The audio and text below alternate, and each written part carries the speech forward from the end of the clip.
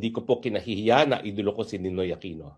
Dahil si Ninoy Aquino po, alam niya na po pwede siyang patayin nung siya'y bumalik, galing po sa Boston. Pero bumalik po siya kasi iisa lang ang lupang hinirang niya.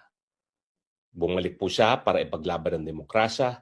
Bumalik po siya sa Pilipinas para labanan ang diktador na Marcos Sr. Maski alam niya na po pwedeng ibuwis ang kanyang buhay.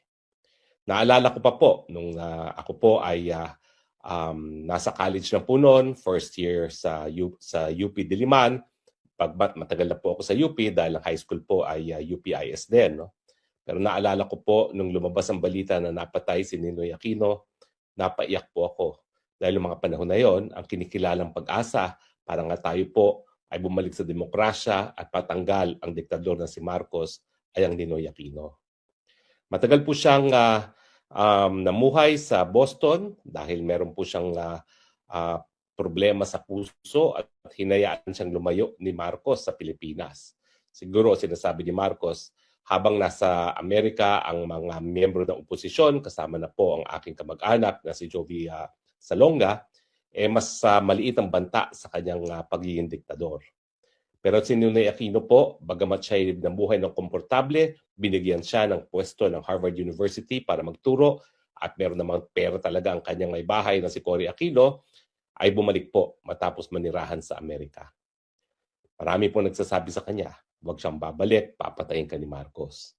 Pero para sa kanya, mas mabuti nang mapatay ni Marcos kesa manatili na malayo sa bansang iniibig. Yan po ang tunay na pagkabayani. Yan po ang tunay na pagmamahal sa bayan dahil siya po ay handang mamatay para sa inang bayan. And I often ask myself, bakit ka pa nagpapakahirap dito? In 73, a high official of the government asked me, endorse mo na lamang ang New Society ni Noy, ayos na, ilalabas na kita. When I refused, they advised me, sumulat ka lang kay Marcos, ask for his forgiveness. O ano naman ka akong kasalanan ko, ay siya nagkasala sa bayan, bakit akong hihingi ng tawad? I want to prove to Mr. Marcos that not only comfort and material things are the demands of the flesh, that there is an indomitable spirit that will be willing to take any sacrifices for our people.